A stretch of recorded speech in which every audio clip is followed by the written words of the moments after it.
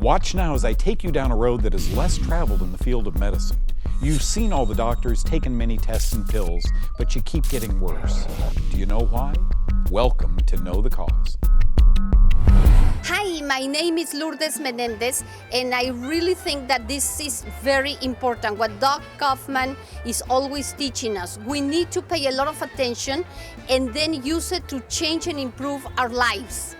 Bienvenidos al show de Doc Kaufman. Well, thank you so much and welcome aboard. Today is a potpourri day. We're going to be talking about a lot of topics.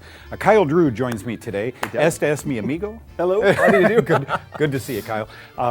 Kyle, let's start with stress and fear.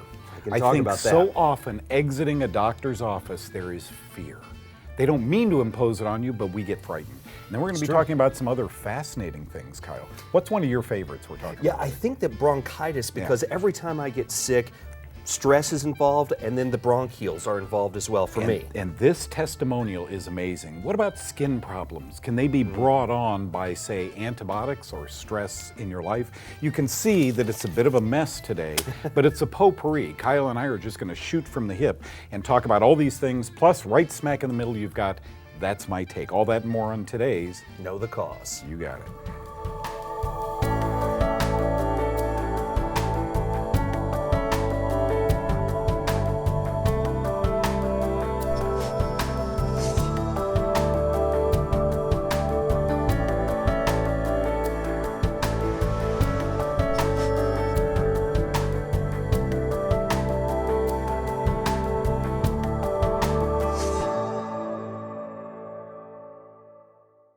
Okay, now the first topic we want to cover today is stress, fear.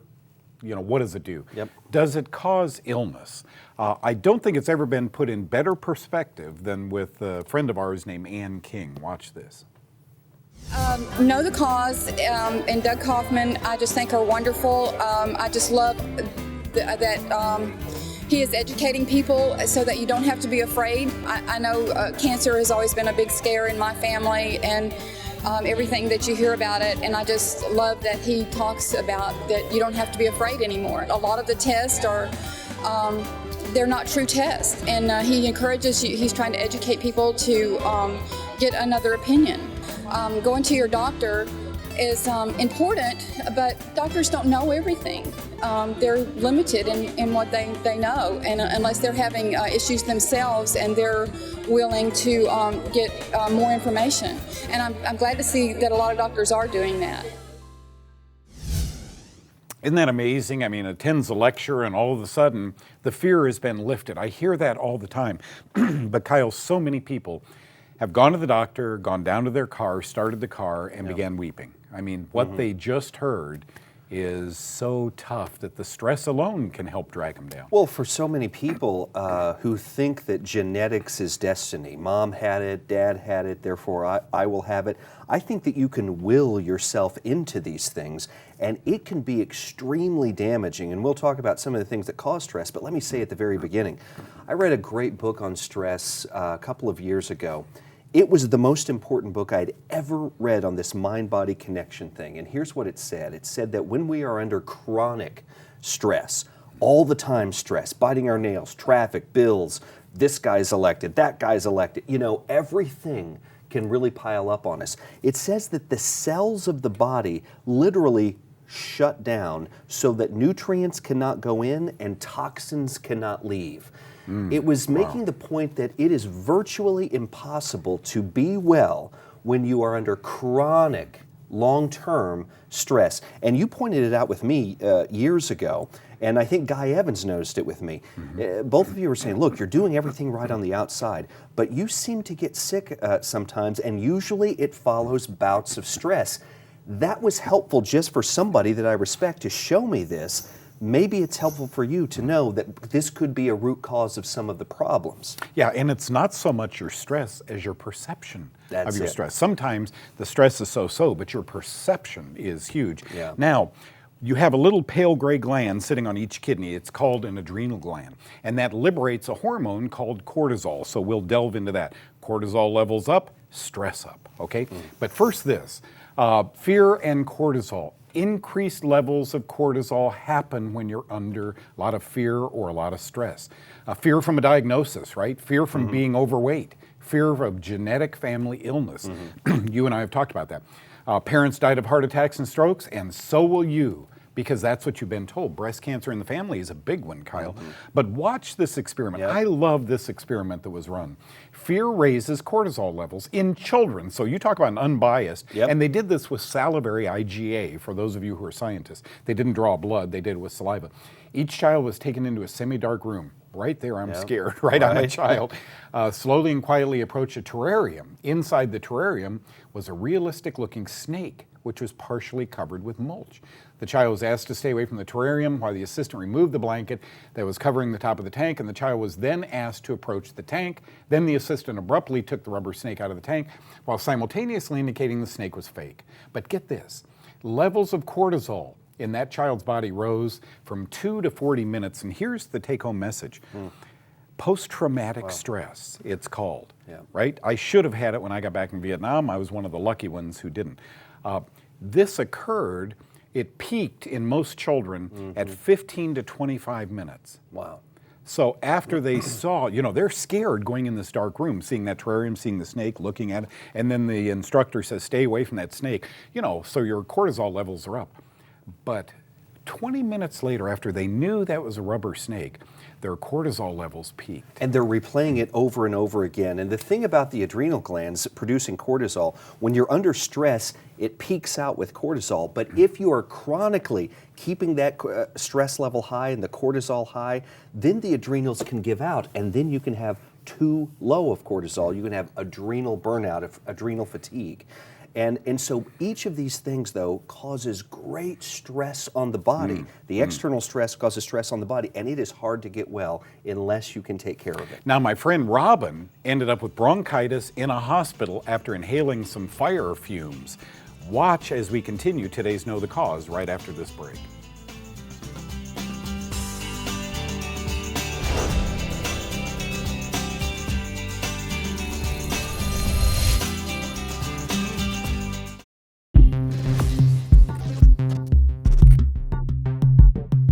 Heart disease is not, as your cardiologist would like you to believe, a deficiency in statin medications. I have seen lifestyle changes prevent and even reverse heart disease. The first place to start is with your diet, and here's what I tell my patients to do. Include protein in every meal, and that includes beef, pork, chicken, as well as eggs and fish. Forget about the egg and cholesterol myth already. Dump the trans fats. Throw away anything with the words partially hydrogenated or vegetable shortening on the label. First on your list should be margarine or any spread that isn't butter. Eat healthy fats. Foods like avocados, olives, and my personal favorite, macadamia nut oil, are heart-healthy fats. And please trash the canola oil. Hello, 1983, here's your oil back.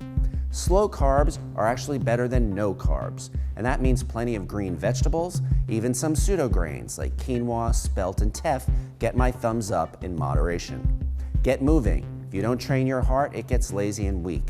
Exercise increases your lifespan. What are you doing watching me when you could be exercising?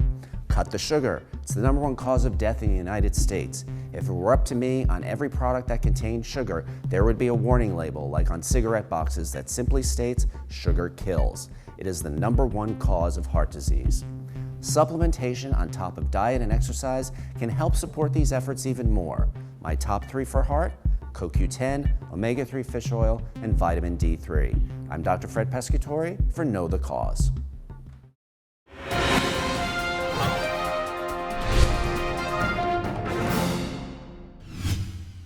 I hate to end any segment where someone's kind of seeking help without giving them some kind of resolve, and we didn't really do that with concern of your stress, Kyle. So let me tell you, anytime I'm under a lot of stress, the past 3 weeks, I have a couple of lectures. So I write the PowerPoints, I'm stressed. You know what I do?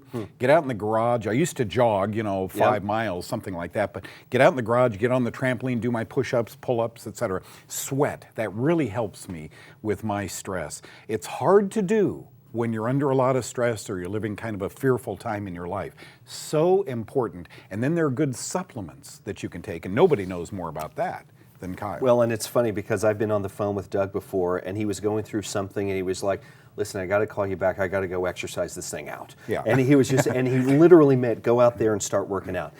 Supplements, I like a few things. Now, understand, if your cortisol is way too high, you're under stress all the time, then I think things like ashwagandha, rhodiola rosea, things like relora. I know that these are weird sounding names. You can look these up. It's all very weird. We have a lot of new weird things that we're talking about on the show lately, but ashwagandha is probably the best of the best in my estimation.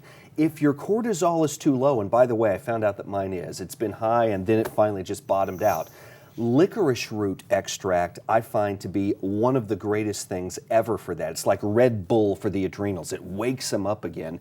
And for people like me who have been stressed out to the point that now I'm just kind of listless during the day, then you need something to revive the adrenals, and licorice root tincture, put it in some hot water, maybe 15 to 30 drops, drink that down, and each day that can help revitalize the adrenals. No, that was Kyle's car. It's on fire? You got to be kidding. I'm trying to help you get your cortisol levels up. I think a little stress ought to help you. Okay, right. That's our take. Work it out. You can handle your stress by considering supplements and a good workout program. Don't go away.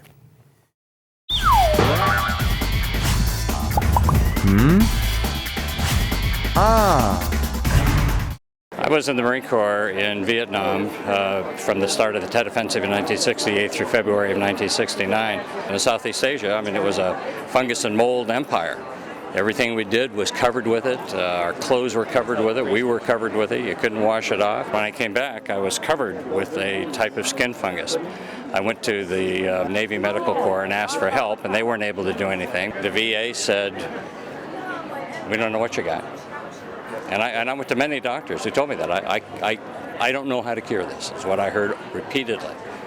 My son started talking about Doug and his program and fungal infections. I cut back on drinking, which hurt. I cut back on sugar, and I take olive leaf extract at least one day, 5 pills in the morning, 5 in the afternoon. I take cinnamon. I'm going to start taking apple cider vinegar, and one of these days I'm going to find somebody who prescribes some diflucan or nystatin. But the important thing is to get the sugar out of your diet, get it out of your life. And listen to Doug. What he's telling you is true. It wasn't until I got on phase 1 and really started concentrating on getting rid of sugar that I realized after a while it was gone. I haven't had it for almost 10 years now. And yeah, it was phenomenal.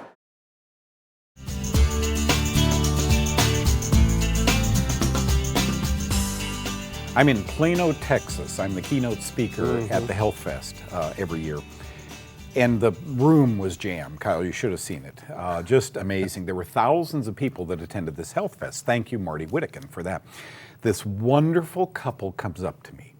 And if I didn't have a date with my own wife, headed to Austin, Texas, I'd have gone to lunch with them. They came from Pennsylvania, as I recall.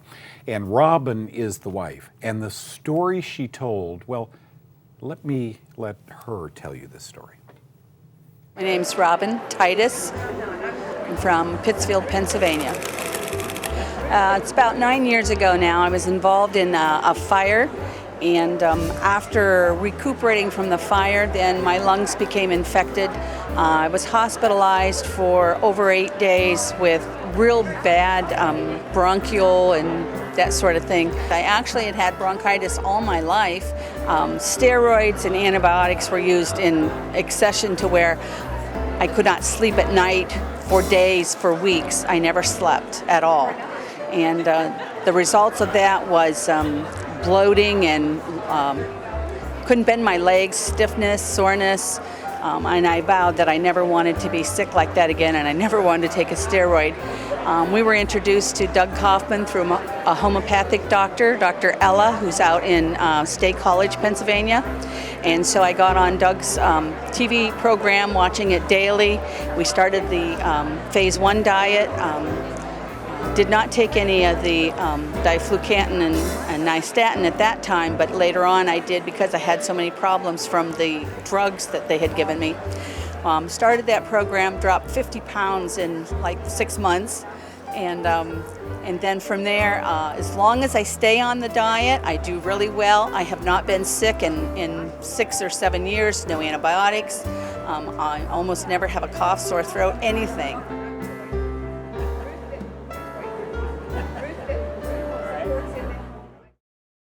So even as a little girl, she had this problem. Wow. You know, so that goes way back. Kyle and I were just talking in listening to that.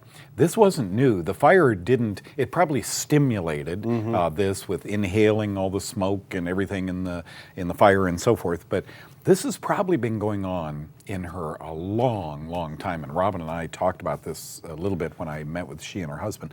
But then all this bronchial infection again, all these antibiotics. And you know what? A doctor will argue that probably saved her life. Yeah. So don't be so hard on the antibiotics. I would concur with that. However, the antibiotics themselves are mycotoxins. They're fungal metabolites. You saw afterwards she began to put on weight, 50 pounds and so forth. What makes bread rise? The same yeast that is the source of these antibiotics. Well, the problem is not that, let me put this a different way. sure. I've got a thought. The thing about the antibiotics, it is possible that it can save your life while at the same time, simultaneously, causing some new problems of their own.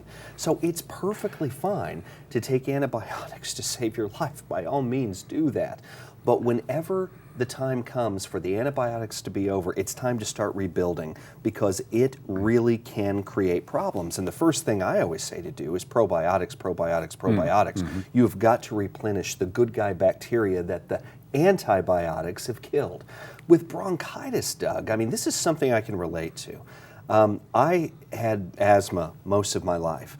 And to this day, if I ever get sick, it tends to go to my lungs first. You know, one of the greatest things that I ever found for bronchitis, and you'll be lucky if you can find it nowadays, is an herb called ephedra or ephedra. Yeah. It's Taken because off the market. That's right, and it's Yeah. because they used to take a piece of ephedra, something called ephedrine, and they would combine it with caffeine and aspirin, give it to people, and they would lose weight. Yeah, it was like speed. Yeah. And people were having heart attacks.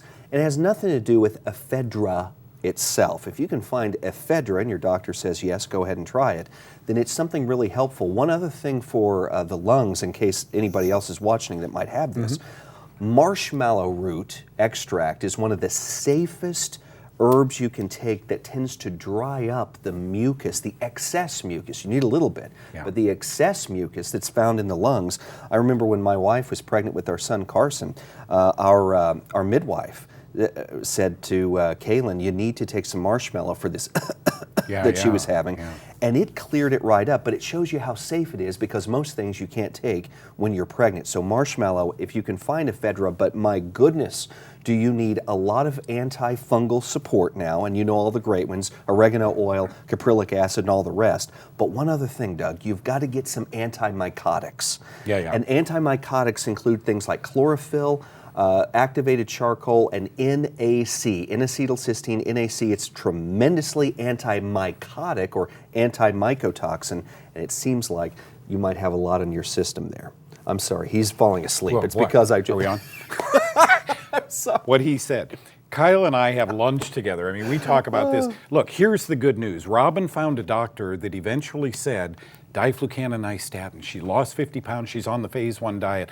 But you have to wonder, what happens to Robin if she would fall off the phase 1 diet? Let's end this segment this way. I did make one little mistake here at this last Christmas, consuming some popcorn. And once I got a taste of it, I couldn't leave it alone. And I had a skin infection break out on my leg, and I know it's the popcorn. I'm a firm believer now that until it's proven, anything that causes you an affliction should be considered as a fungus, and the antifungal diet would certainly help you get over that issue. So we don't do corn, we don't do grain, and we've changed our diet completely. So I've always wanted to see Doug. I'm so excited today I got to see him. So.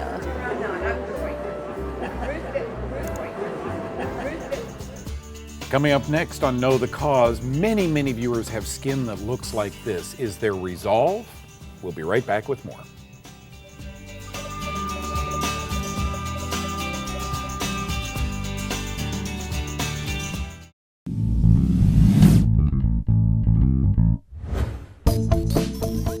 Detoxing is a really hot topic these days. I really think everyone needs to detox, and food is the perfect way to do it. So what are my 3 favorite detoxing foods?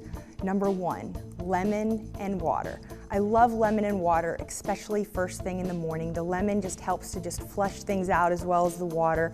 And if you're prone to getting a little puffy in the mornings, it's perfect. Greens. Greens are filled with chlorophyll, which is very detoxing to the body.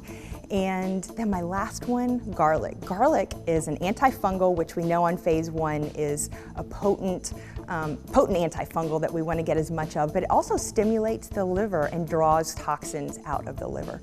So garlic is perfect one. So we've got our lemon water, our greens, and our garlic, my favorite.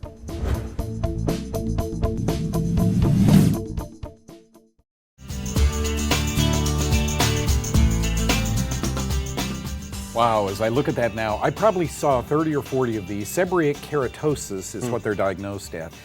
And Kyle, I went to work with a dermatologist from California. He brought me in on a 5-year contract here. His name was David Weekly. Yep.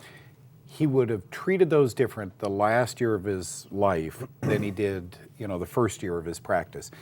I convinced Dr. Weekly and other doctors that these aren't outside problems. They end up outside on the largest filter organ in the body, but they're inside problems. So what I would recommend in this case is, look, get a soft scrub, use Rafa, which is antimicrobial, and scrub that down in the shower in the morning. And then before bed, apply a thin layer of anything from olive leaf extract, which is in a liquid now also, or oregano oil, something thin, or a t-shirt, tea tree oil, something like that.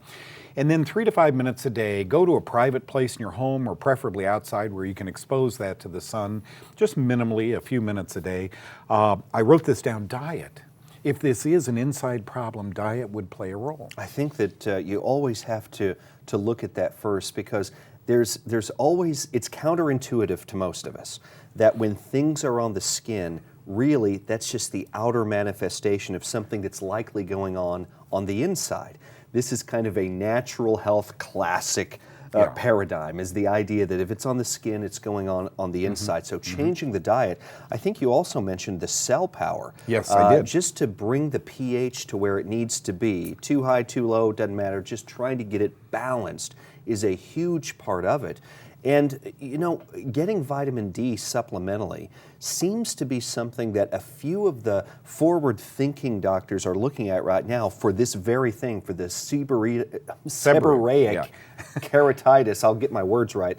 But if we can do that, and you were mentioning the scrubbing that, and having a little Rafa remedy from Long Life Unlimited and some of these natural antifungals, this way you're doing the 1-2 punch. You're doing the outside, you're doing the inside, and everything you're putting on the outside, by the way, is something that will eventually make its way to the inside anyway. Transdermal. So it's a good thing that all of these things are really, really safe, and you'll find, I think, over time, really, really effective. Eventually, Kyle, a month down the line, when mom knows we're on the right track and daughter sees it and says, whew, that may not be something I have to live with, eventually a far infrared sauna. I like far, F-A-R, far infrared saunas, because they tend to detoxify the body from internal to external. Now, many times people will get in them and sweat for 20 minutes, and there'll be a bad smell. That's okay. That's just fine. Shower down afterwards and go off to bed.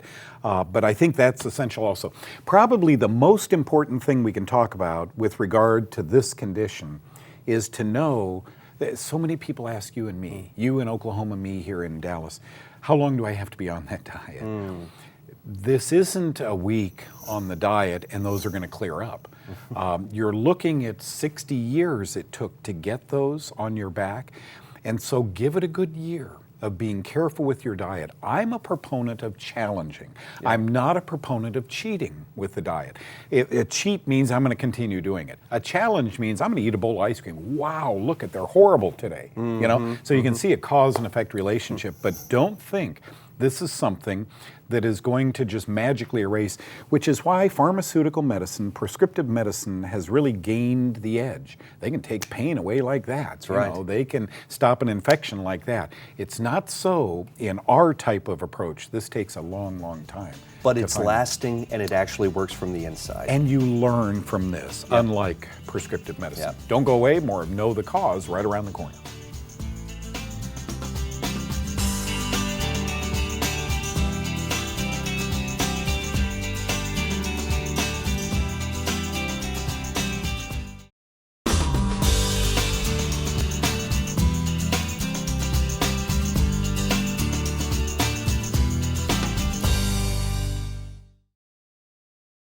Okay, the birthday is going on great. You've given them phase 1 friendly foods. They still like you. And now it's time for the ice cream. How about ice cream without dairy, without sugar? Brought to you by Denny, of course, Dining with Denny. What are you adding there, Denny? I put some coconut milk in there, canned coconut milk that I sweetened with a little stevia. Okay. And 1 cup of coconut milk and about a package of those frozen strawberries. Okay. Right. These are strawberries you get in the store, and they're frozen. This is going to get noisy. That's okay. I'll step back. Okay. I'll step back. Okay. If you can hear me, this is phase 1 friendly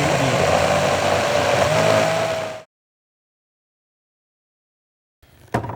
Okay, it's all blended up now. And those strawberries sat out for a little bit before we started, so this is like a soft serve ice cream. If you wanted it harder, take them directly out of the refrigerator. That is fantastic. Oh, you need 1 more scoop. Of course. And you could top this, if you wanted to, with some sliced almonds. Yummy. A little sprinkle of coconut. Yummier. There you go. And it's all phase 1. All phase 1, so there's no dairy. There's no dairy. sugar, frozen strawberries, coconut.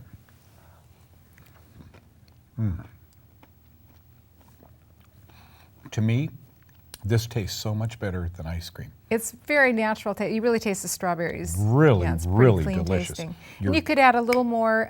You could add a little more coconut milk, or you could just leave it in the blender longer till it liquefied and make it a strawberry milkshake too. I'm gonna eat this. This is good. Thank you, Dan.